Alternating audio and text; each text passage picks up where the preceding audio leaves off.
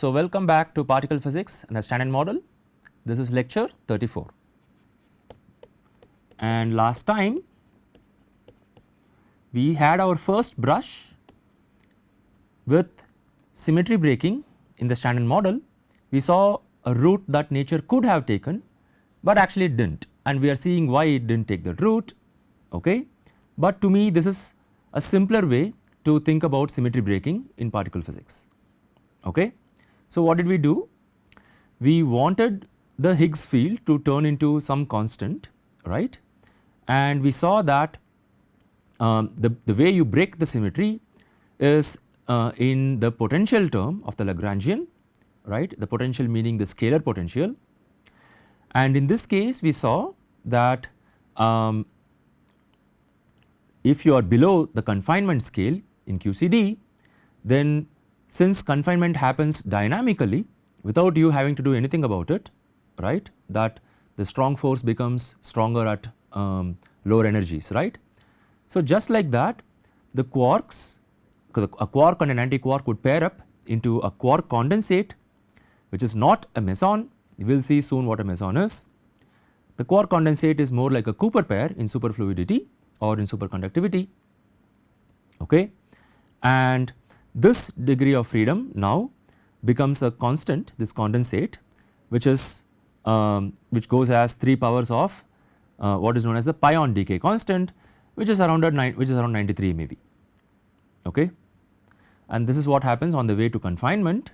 So, just like that nature itself introduced a term in the Lagrangian for you, a term in the potential, which explicitly broke the electroweak symmetry that we wanted, the SU2 cross U1 symmetry, right. So, nature broke the chiral symmetry dynamically, and in that process it explicitly broke the electroweak symmetry for you.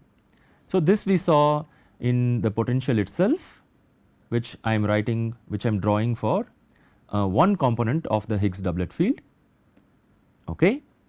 And we wanted to calculate what really was the expectation value of the field is at the minimum, right. So, also known as the vacuum expectation value. So, all you need to do is to find where the minimum is, and we are doing it in a simplified way where we now take only 1 degree of freedom from among the 4 and writing the potential down.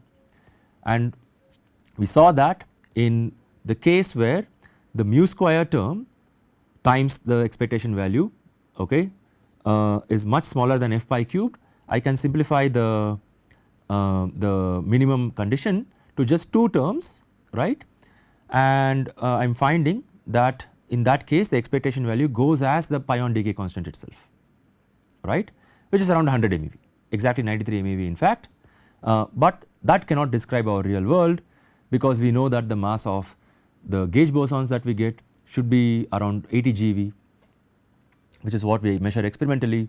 The masses of fermions, some of the masses are indeed much bigger than 93 MeV. The B quark is heavier than a GeV, the top quark is around 173 GeV. So, this cannot describe the real world, okay. So, today now we will see yet another scenario within this framework of dynamical symmetry breaking, okay. We are still in round 1. Now, let me ask what happens if, okay, let me call this case 1, case 2 is what? In the minimization condition, obviously it is the other way around. What happens if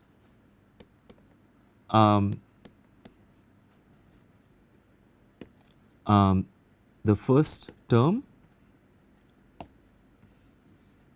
and the third term, okay, if I retain these two, that is case 2, okay. So, in that case what happens if I put in the minimization condition? So, I get the expectation value as f pi cubed over mu square, correct, and of course there is a lambda tilde sitting outside. To understand this better, I am going to write this as lambda tilde f pi squared over mu squared times f pi. Okay. So, why do I do this? Because this is a case where mu is so large, okay, that this term now is much smaller than 1, correct? In other words, V in this case is much smaller than f pi, right? So, this is even more manifestly not our world, right? This is this is again about 100 MeV. In the earlier case at least we got something close to MeV, close to 100 MeV, but this is much smaller than 100 MeV. So, this is also definitely not our world.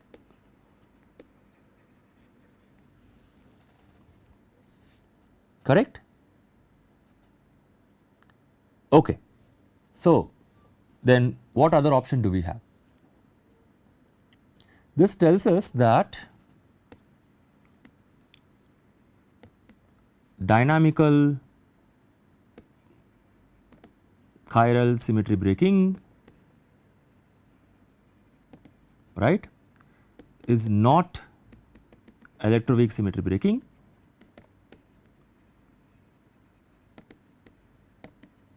in our world,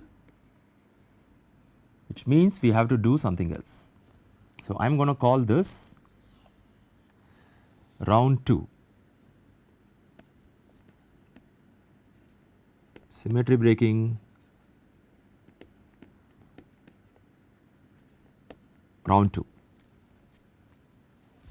okay. So, imagine now that you actually had, okay, mu square again much larger than other scales in the problem. For instance, mu square is still larger than f pi square, okay. So, that you can now neglect the third term, okay.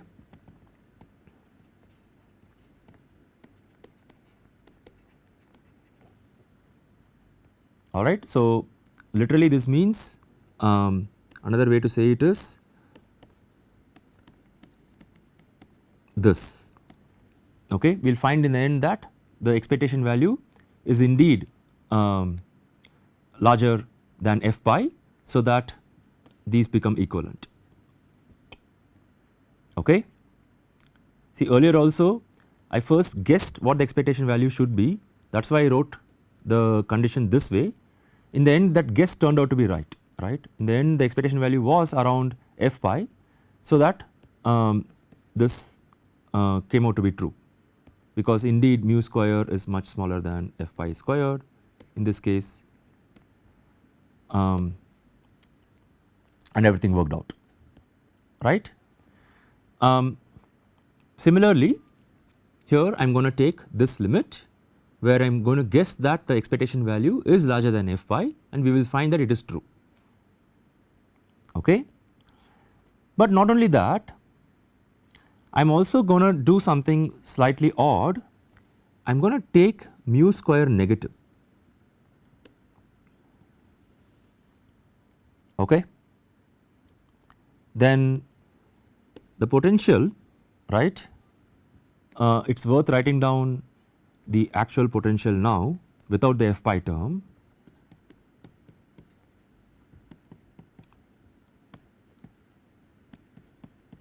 I can write it this way, correct, but that is nothing but h dagger h plus lambda h dagger h to the 4th, right. So, what happens if mu square is negative? How would the potential look like? So, once again I am going to draw a 2-dimensional projection of the potential, okay, but you have to imagine that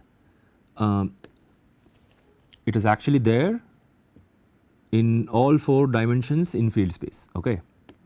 So, the potential, okay, I can now write as the absolute value, it should look like this. Would you agree? At 0 it should be 0, but if it had been positive I would have drawn a parabola that is upward facing. But since mu square is negative, I will start with a parabola that is downward facing. Do you agree? And then what happens?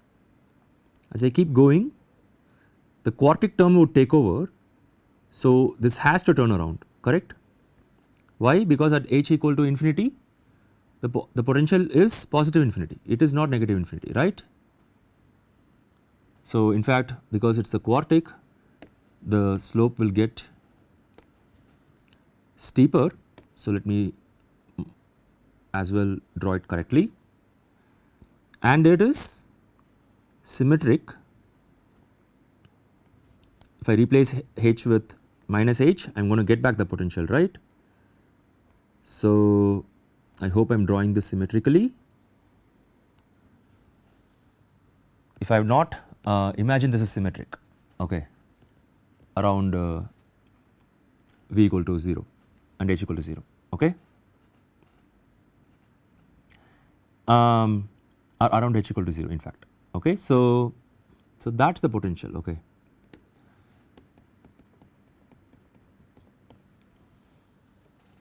And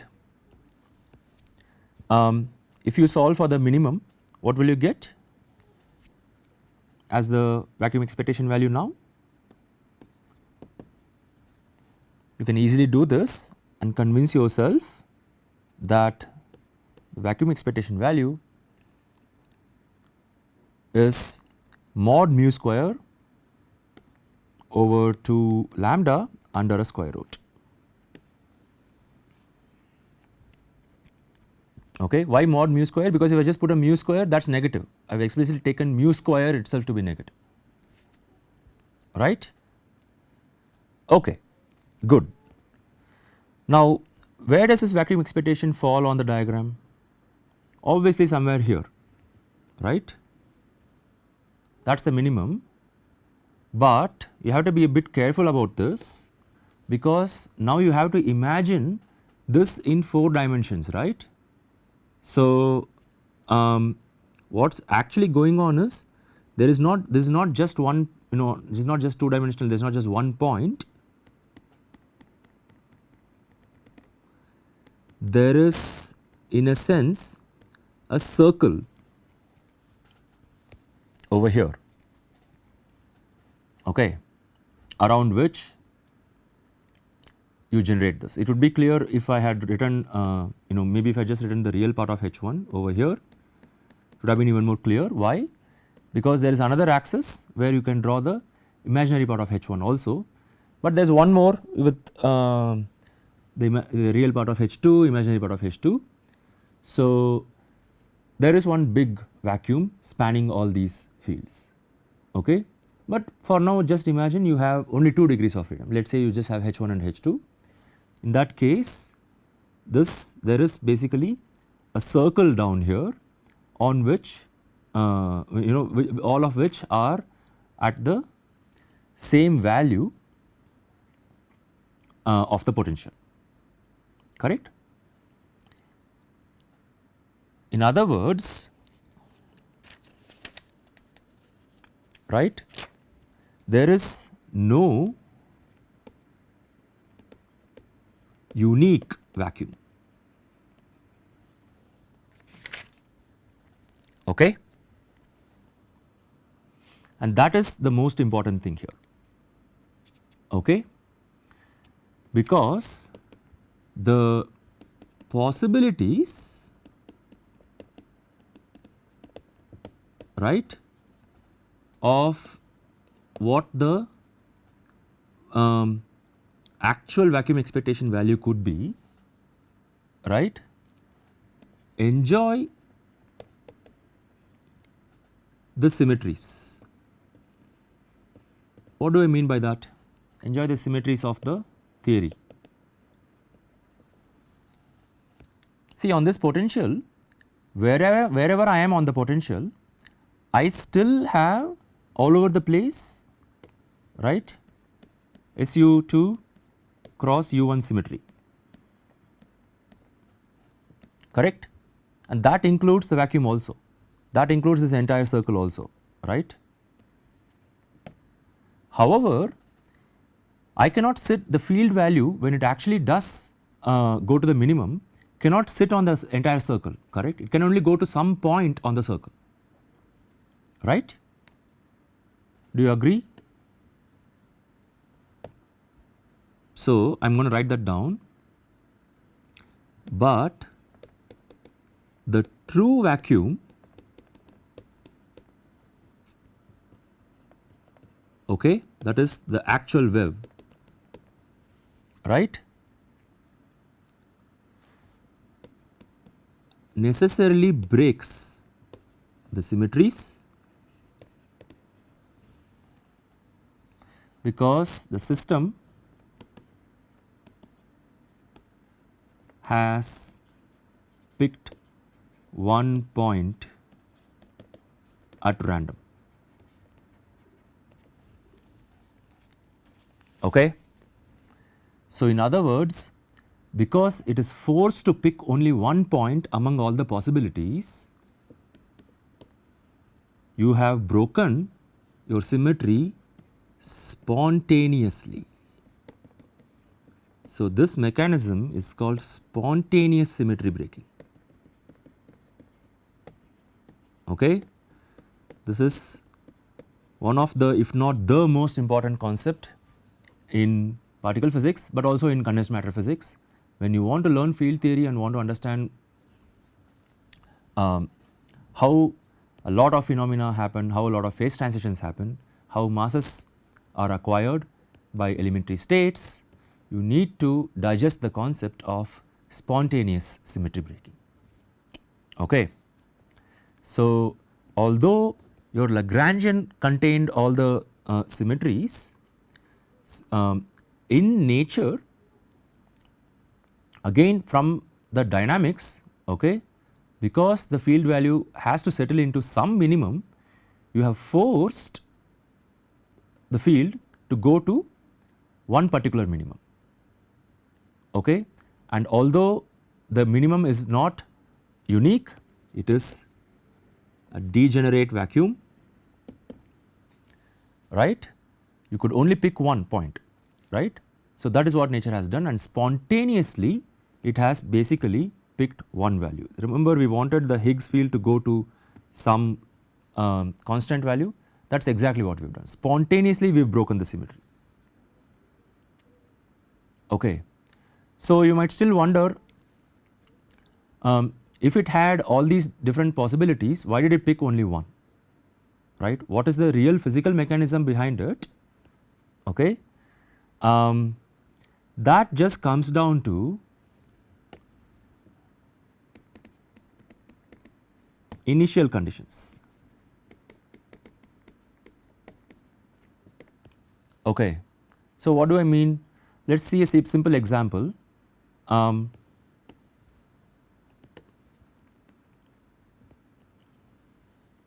Imagine I am making a pencil, okay, stand vertically, okay, on a level, this is level, this is supposed to be horizontal, okay, on a level table, let us say. So, the pencil is going to fall down, right, correct, but what direction is it going to fall down in? In some random direction, correct.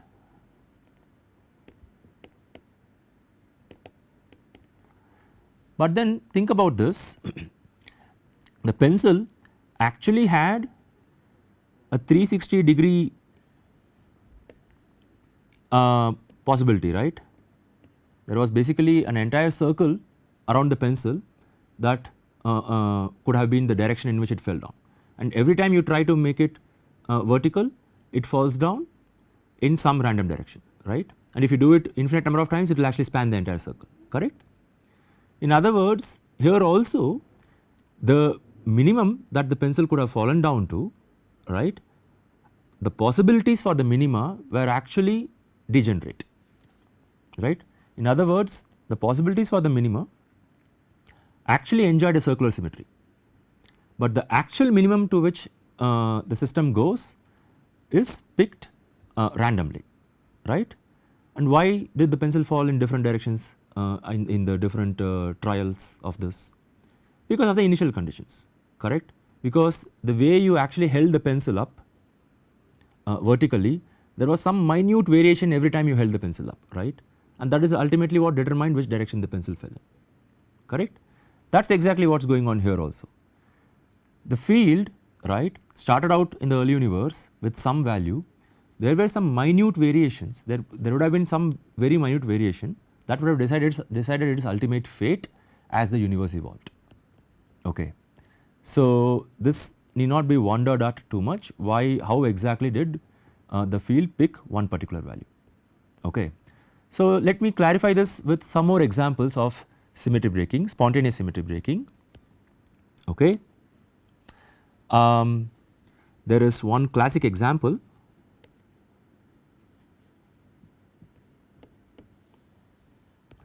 of ferromagnets, examples of spontaneous symmetry breaking.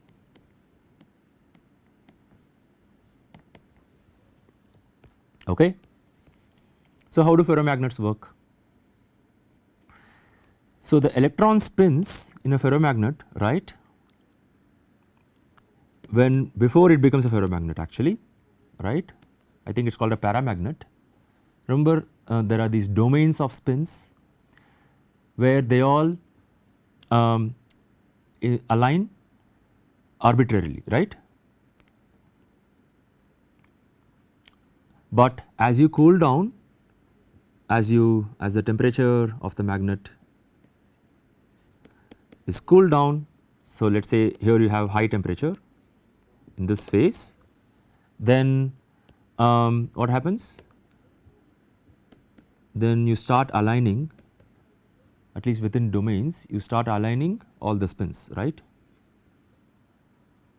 and that is what gives rise to ferromagnetism, correct. But the alignment could have been in many different directions, right. There were many possibilities, the spins could have been aligned in this direction also, correct, but the system had to choose some direction, right, which depended on the initial conditions, correct. So, in other words, even though the Hamiltonian was invariant under spatial rotations,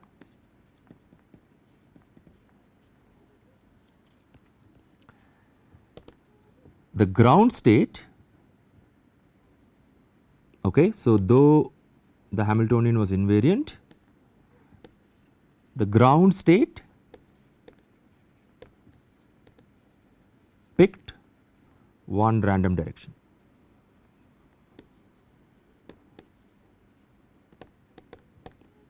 Correct? Good. So, that is one physical example. Another is something we already saw actually. Okay. Remember dynamical symmetry breaking that we saw for the case of chiral symmetry breaking, right, chiral symmetry breaking, that actually was a spontaneous symmetry breaking. Okay. Why? So, let us go back here. Remember that as you cool down, you form these Cooper pair like states which are quark condensates, right. So, even the chiral symmetry, even the chiral Lagrangian actually has a degeneracy, okay, in the vacuum, and you had to pick one particular configuration of q bar q such that you formed such that you gave it a vacuum expectation value, one single vacuum expectation value, okay. So, even dynamical symmetry breaking is actually one case of spontaneous symmetry breaking, okay. Okay, very good. So, let me end this lecture with one physical meaning of this potential, and then we will talk about one particular observation that comes from this kind of symmetry breaking, okay, and then we will see the physical implication of this in the next lecture. Okay. I am going to talk about Goldstone's theorem next. Okay. But before we get there, remember the cosmological constant problem when we introduced quantum field theory for spin 0 fields, right. I said that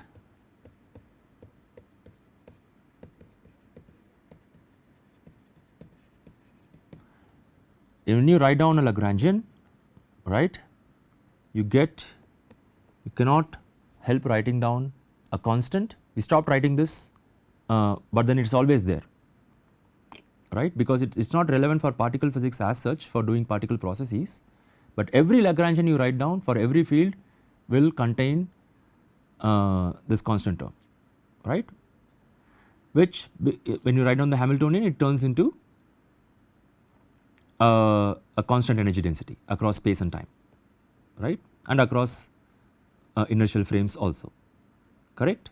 So, we had this, in fact, let me just write it in the Hamiltonian itself. Okay. In the Hamiltonian we gave this a minus sign, and then we derived another term, right. What is that? The E naught, that is the 0 point energy, right. This was the bare cosmological constant, and sometimes the combination is called the effective cosmological constant or just the cosmological constant, right. Of course, there is a volume outside, okay, because it is not the Hamiltonian density, this is the Hamiltonian, okay. And look at the potential now, right. When the field goes and sits at the minimum value, right, it has basically, what has it done? In the potential, right, the potential has basically become, I am going to take it from here, it is just mu squared V squared plus lambda times V to the 4th, right. In other words, since the field has taken on a constant value, the potential has also taken on a constant value at the minimum, right.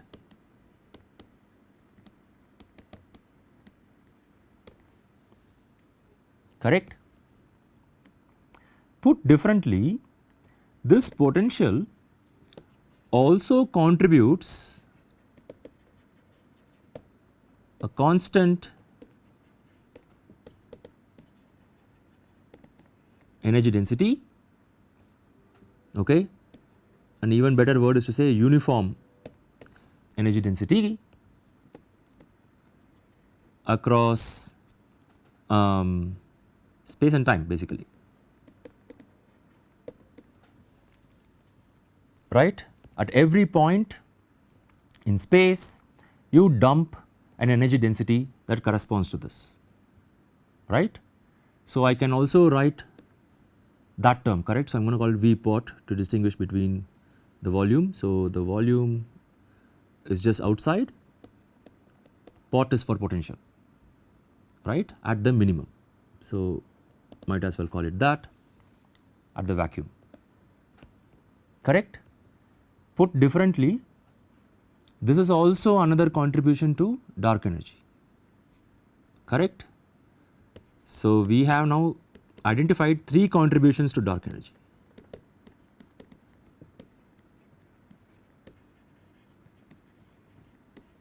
okay.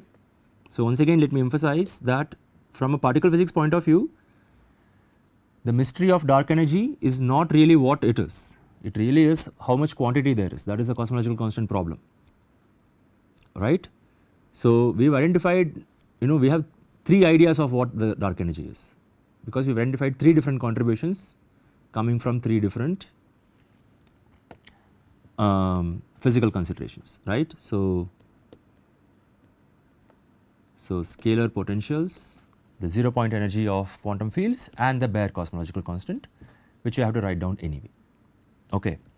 So, I will actually stop here, and in the next class we will make some observations about the massless modes that we produce in this spontaneous symmetry breaking, and what that actually implies for the masses of gauge bosons. Okay. All right. So, see you in the next class. Thank you.